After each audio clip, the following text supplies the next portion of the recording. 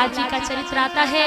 इतने अद्भुत चरित्र है, छोटे से 3 घंटे के समय में कैसे मैं उन चरित्रों को आप सब तक पहुंचाऊं, पर सूक्ष्म रूप से दर्शन करते हुए। आप सभी जानते हैं कि हिरण्याक्ष के भाई का नाम हिरण्यकश्यप, और जिस दिन से हिरण्याक्ष का वध हुआ, हिरण्यकश्यप तपस्या करने चला गया कि मैं विष्णु को मारूंगा, विष्णु ने मेरे भाई को मारा है, मैं उसको छोड़ूंगा नहीं। कोई भी संसार में विष्णु का पूजा करता मिल गया, मैं उसको फांसी की सजा दे दूंगा, सूली पर चढ़ा दूंगा। हिरण्यकश्यप ने ऐसा विचार किया, और हिरण्यकश्यप इसी कारण से दुश्मनी मानने लगा, शत्रुता मानने लगा भगवान से। तपस्या करके ब्रह्मा बाबा को प्रसन्न कर लिया, और ब्रह्मा बाबा जब प्रसन्न हो गए तो बोला, ना मेरी मृत्यु दिन में हो, वरदान मांगो। तो राक्षस जब भी तपस्या करता है, आप देख लीजिए, जब भी तपस्या की है तो मरने से बचने के लिए उपाय, मृत्यु से बहुत भयभीत रहता है, मृत्यु से डरता है। इंद्र हमेशा अपने सिंहासन को बचाने के लिए लगे रहते हैं, हमेशा उनकी चिंता यही रहती है मेरा कोई सिंहासन ना छीन। और राक्षसों को रहता है कहीं मैं मर ना जाऊं। तो सोचो, जो जा मरने से जग डरे मोरे मन आनंद, जो देवता है, जो भक्त है, वो कभी मरने से नहीं डरता। क्योंकि बहुत सुंदर, मैंने +2 में एक 1 एक्ट प्ले पढ़ा था, जूलियस सीजर। तो उसमें था, जो सीजर होता है वो कहता है, cowards die many times before their death but violent never taste of death but once. जो कायर है, कावर्ड्स डाई मेनी टाइम्स, जो कायर पुरुष है वो अपनी मृत्यु के पहले कई बार मरते हैं, रोज मरते हैं, ठीक है। लेकिन जो वीर है वो अपनी मृत्यु का स्वाद जिंदगी में केवल एक ही बार चखता है। बट द वायलेंट नेवर, वो कभी नहीं मरता, एक ही बार मरता है। टेस्ट ऑफ डेथ वंस, एक ही बार लेता है वो मृत्यु का स्वाद। तो भैया मर मर के जीना है या जी जी कर मरना है? एक बार मरना है, जी लो पहले, फिर मर लेना। मर मर के जीने से क्या फायदा, रोज मर रहे हैं भैया। तो इसलिए मृत्यु का भय त्याग दो, छोड़ दो, और मृत्यु के भय से मुक्त होने का सबसे बड़ा उपाय है ठाकुर के चरणों में इतनी प्रीत बढ़ा लो कि मरूंगा तो तुम्हारे लिए, जीऊंगा तो तुम्हारे लिए। एक दीवाना जो होता है ना, दीवाना यानी जो अपनी प्रेमिका या अपने प्रेमी के लिए पागल हो, उसे दीवाना कहते हैं। उसको होश नहीं रहता कौन क्या कहेगा, बस उसको तो अपने प्रियतम को पाना है। तो सब दीवानगी को धारण कर लो, क्योंकि इस दुनिया में जो दीवाना नहीं हो सकता उसको हंसने का साहस नहीं होता। मेरे गुरुदेव कहते हैं कि या तो कोई दीवाना हंसे या तू जिसे तौफीक दे, वरना इस दुनिया में आकर मुस्कुरा सकता है कौन। सबके पास ढेर सारे समस्याओं का जखीरा, इसलिए मुस्कुराना जिसने सीख लिया वो सब जीत गया दुनिया में। और मुस्कान से बड़ा श्रृंगार नहीं होता। कितने भी थके हारो हो, आपके चेहरे पर अगर मुस्कान सजी है, लोग समझेंगे वाह कितना खुश व्यक्ति है, कितना भाग्यशाली है। तो हिरण्यकश्यप ने ब्रह्मा बाबा से क्या मांगा, ना तो मैं दिन में मरूं ना रात्रि में, ना मेरी मृत्यु धरती पर हो ना आकाश में, ना मेरी मृत्यु भवन के अंदर ना भवन के बाहर, ना अस्त्र से ना शस्त्र से, ना मनुष्य से ना देवता से, ना तलवार से ना बंदूक से, कहीं मेरी मृत्यु ना हो। ना 12 महीने में किसी महीने में हो, ना दिन में ना रात में। सारे वरदान मांग लिए, एक भी शेष नहीं बचा। अब बताओ, या तो मृत्यु दिन में होगी या रात में, या घर के अंदर होगी या घर के बाहर होगी, या धरती में होगी या आसमान में होगी, या तो अस्त्र शस्त्र से होगी, या कैसे मृत्यु आ जाती भैया। हार्ट अटैक से हो गई, कहीं जा रहे थे टकरा गए, हो गई मृत्यु तो बहाना लेकर आती। अरे कुछ नहीं किया, भैंसे पर बैठ के जा रहे थे, नीचे गिरे, मृत्यु। मौत तो बहाना चाहिए उसको, कुछ भी। तो इसलिए सब कुछ मांग लिया, न मनुष्य से मरूं न देवताओं से, और जानता था राक्षस तो कोई मारेगा नहीं, तो इसलिए पूरा इसने बंदोबस्त कर लिया। अब भगवान भी कम नहीं, जैसी इच्छा कहा तथास्तु।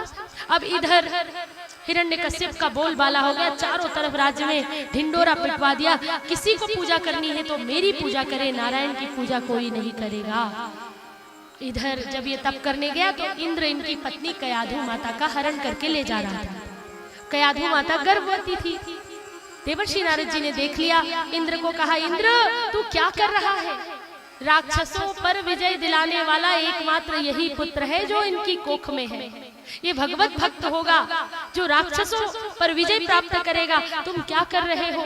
इसी कयाधु सती कयाधु को लेकर के जा रहे हो।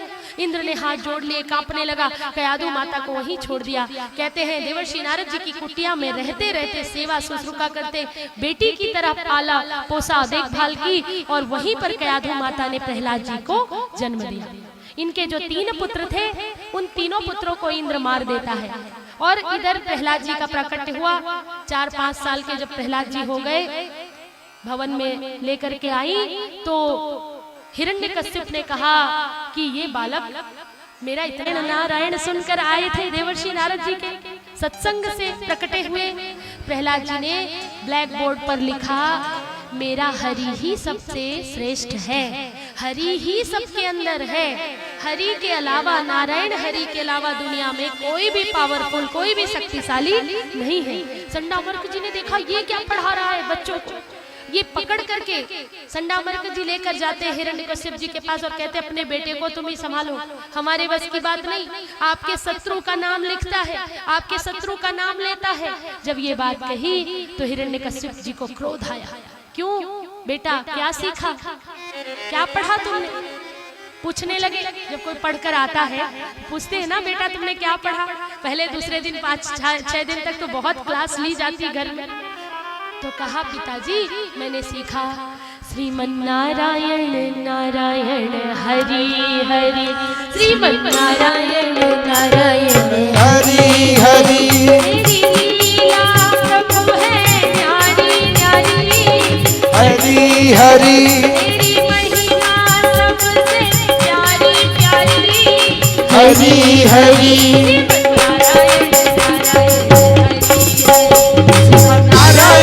नारायण हरि हरि, नारायण नारायण नारायण हरि हरि, श्रीमन्नारायण नारायण हरि हरि, तेरी लीला सबसे न्यारी न्यारी, हरि हरि,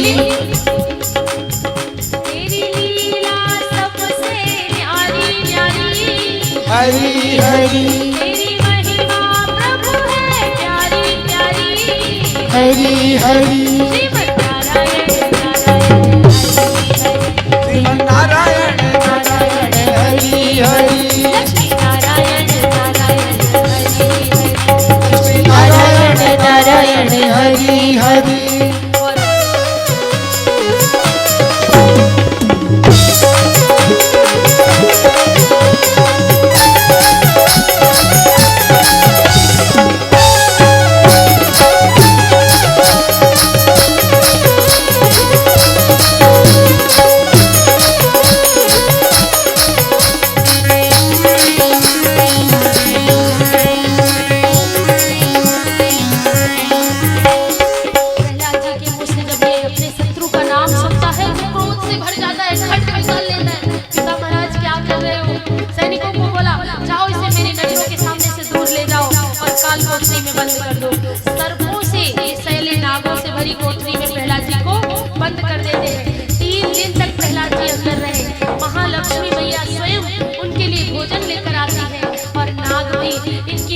नृत्य करते हैं और कहते हैं श्रीमन्नारायण नारायण हरि हरि, श्रीमन्नारायण नारायण हरि हरि,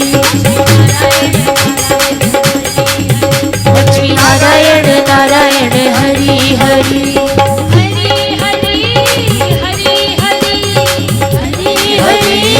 हरि हरि, हरि हरि हरि हरि, हरि हरि हरि,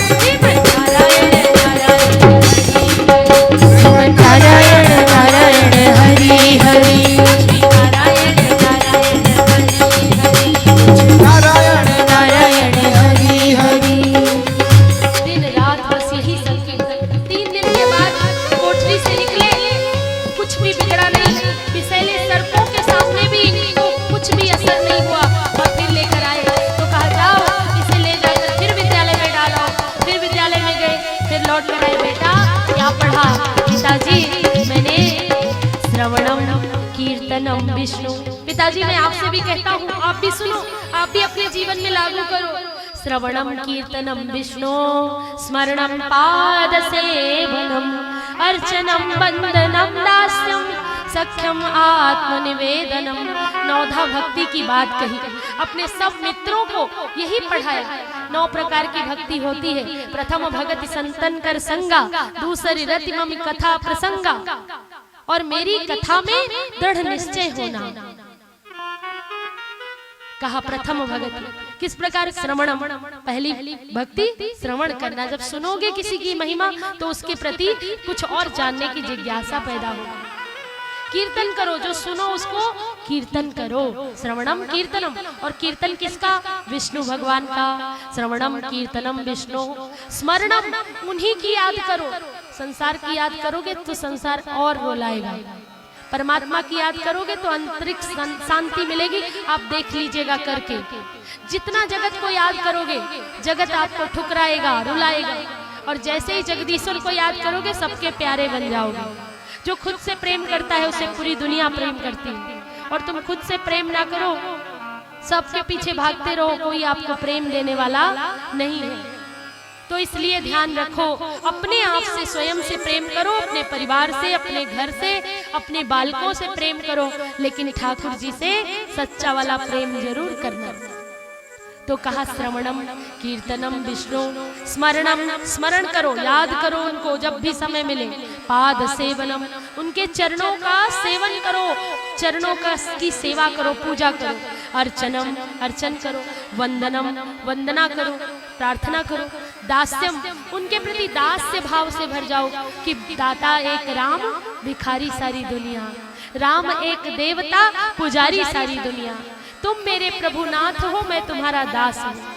दास्यम आत्मनिवेदनम, अपने आत्मा को उनके चरणों में निवेदित कर दो, अपने आप को समर्पित कर दो कि मुझे तुमसे ही मिला है, मैं तुम्हें अर्पित कर रहा हूँ। तुमने क्या नहीं दिया और तुमसे लेकर तुम्हें क्या दूं? अच्छा ही बताओ, आप सभी लोग शंकर भगवान पे जल चढ़ाते हो ना? 1 लोटा जल से शंकर भगवान का क्या कल्याण होगा? अपने कल्याण के लिए। ये मत सोचो कि उनके लिए, अरे वो तो कैलाश पर्वत पे बैठे, उनको जल की कमी है क्या? गंगा उनके सिर में रहती है। सोचो, लॉजिक तो सोचो कि हम जल क्यों चढ़ा रहे हैं? अपनी शांति के लिए। कहते हैं मंदिर में भैया 5 किलो देसी घी का हलवा बंटवाएंगे। भगवान भूखे हलवे के, किसको शांति मिलेगी? अपनी शांति के लिए। लोगों को जिसको खिलाओगे आपके अंदर कुछ घटित होगा कि हम बांट रहे हैं, हम खिला रहे हैं। इसलिए भैया अपने लिए सब जीते हैं, सच्चाई है, और कहते रहते हैं हम दूसरे के लिए कर रहे हैं। अपने लिए जिसने नहीं कर सका वो दूसरे के लिए क्या करेगा? पहले कहते हैं ना कि अपना घड़ा भरा रहेगा तभी तो दूसरे की प्यास बुझाओगे। आपको ही प्यास लगी है तो कैसे दूसरे की प्यास बुझाओगे?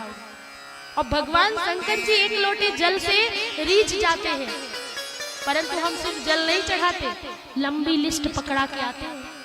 बेटे की नौकरी लग जाए, सुंदर बहू आ जाए, पोता हो जाए, बेटी का ब्याह हो जाए, खेत में फसल अच्छी हो जाए, इस बार सरपंची का चुनाव जरूर जीत जाऊं। कितना कितना हम प्रार्थना करते हैं उनके सामने, लंबी लिस्ट। अब कोई आप अकेले थोड़ी हो जो जल चढ़ाते हैं।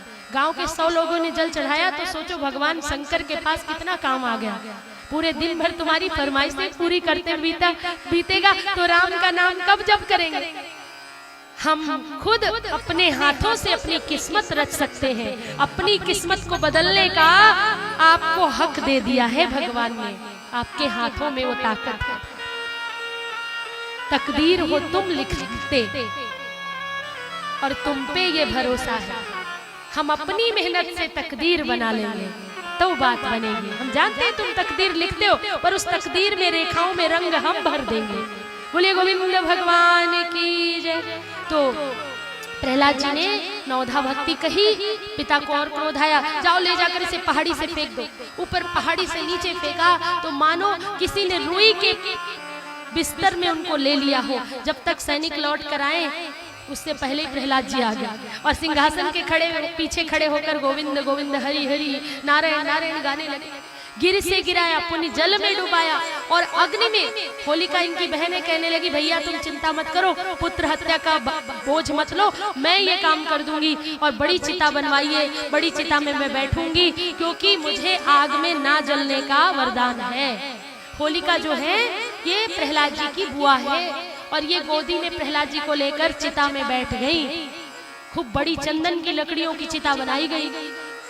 भगवान का ध्यान करने लगे प्रहलाद जी, जब करने लगे भगवान कहते जाको राखे साइया मार सके ना को और बाल नवा का कर सके जो जग बैरी हो। जिसको भगवान रक्षा करते हैं उसको भला कौन मार सकता।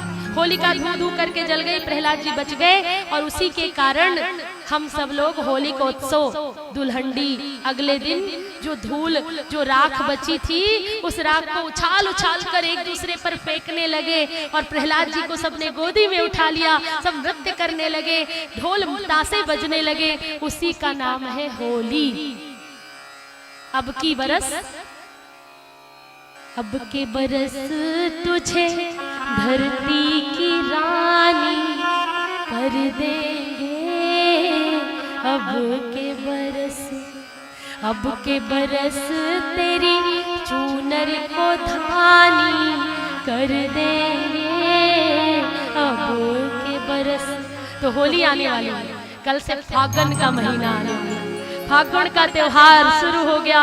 खाटू श्याम बाबा के यहाँ धूम मचेगी, फूलों से सजेंगे, इतर बरसेगा और धूम। ये समय चल रहा है ना, बसंत उत्सव चल रहा है, बसंत ऋतु। और बसंत ऋतु में आपको फागुन का अनुभव, फागुन का एहसास, और फागुन महीना लगते ही क्या होता है, आनंद उमंग। फिर तो लगता है होली खेले रघुबीरा अवध में, फिर तो सबके अंदर कुछ घुलने लगता है, कहीं ठाकुर जी तो कहीं कृष्ण मुरारी तो कहीं राम। तो इसलिए आप सभी इस कथा में होली का उत्सव भी मनाएंगे, आनंद उत्सव। मैं तो बात ये कह रही थी कि होली क्यों मनाई जाती है। जिस दिन से प्रहलाद जी उस चिता में जले और जलकर वो बच गए और होलिका दहन हो गई। होलिका यानी बुराई को जला दो और अच्छाई को संभालो, ये होली का उत्सव है। सबको अपना लो, सबके अपने गले लगा लो। एक साल में जितनी भी द्वेष ईर्ष्या जो भी मन मुटाव हो भूल जाओ और सबको गले मिलो, बढ़िया मीठी मीठी गुझियाँ पेड़े खिलाओ और सबका मुंह मीठा करो, एक दूसरे के गालों पे केसर मलो, गुलाल मलो, ये होली है। कहते हैं होली जब आती है तो आते ही होली पड़ोसन भी भाभी दिखने लगती है ना। तो ये होली का मदमस्त वाला त्योहार, आनंद उत्सव का त्योहार। हर त्योहार कुछ न कुछ शिक्षा से भरा होता है, तभी से होली मनाई जाती है। प्रहलाद जी को बहुत प्रताड़ित किया, लेकिन प्रहलाद जी का बाल माँ का नहीं हुआ। अब अंततः हाथ पकड़कर ले गया, खम्भे में जलते हुए बांध दिया, कहा बुलाओ अपने नारायण को, आज मैं देखता हूँ तेरी रक्षा कौन करेगा। खड्ग निकाल ली और गर्दन काटने के लिए उद्यत हुआ तो खम्भ में से प्रहलाद जी ने कहा यहाँ भी मेरे परमात्मा है। चींटी एक छोटी सी, और वो चींटी खम्भे पर चल रही थी। चींटी के पग में नूपुर, नूपुर यानी पाजेब। सोचो चींटी को देखा है किसी ने? किसने चींटी को देखा है? सभी ने देखा है, ध्यान से देखा है। उसके पैर कैसे होते हैं? चींटी के पैर में बंधी हुई पायल कैसी होगी, कल्पना करो। और उस पायल में लगा हुआ घुंघरू, उस घुंघरू की आवाज भी मेरा ठाकुर सुनता है। चींटी के पग नूपुर बाजे, वो भी हरि मेरा सुनता है। तो इस खम्भे में क्या, हर जगह मेरा परमात्मा है। देख लेना पिताजी, मेरा प्रभु मेरा हरि जरूर आएगा। और जैसे खड्ग से मारने को उद्यत हुआ, खम्भ फाड़ करके नरसिंह भगवान प्रकट हो गए। बोले नरसिंह भगवान की जय, नरसिंह भगवान की जय। बड़ी बड़ी दाढ़ों वाले, लाल लाल आंखों वाले, सुंदर बड़े बड़े हाथ हैं और हाथों में नखाग्र, बड़े बड़े नाखून हैं। आधा शरीर मनुष्य का, आधा शरीर शेर का। नर सिंह, ना देवता है ना मनुष्य है, ना दिन है ना रात्रि है, संध्या का समय है। ना भवन के अंदर ना भवन के बाहर, भगवान की जंघा पर ना धरती में ना आकाश में, कहाँ चौखट पर है ये, ना भवन के भीतर है ना बाहर है, चौखट पर, भवन की देहरी पर। इसलिए संध्या की वेला में देहरी पर नहीं बैठना चाहिए, दीपक जलाना चाहिए, ठाकुर जी के आने की प्रतीक्षा करनी चाहिए। तो ना भवन के भीतर है ना बाहर है, भवन की देहरी पर, ना धरती में ना आसमान में, भगवान की जंघा पर। 12 महीने में से कोई महीना नहीं, 13वां महीना पुरुषोत्तम मास, भगवान ने अपने भक्त के उद्धार के लिए 12वां महीना भी 13वां महीना बना दिया।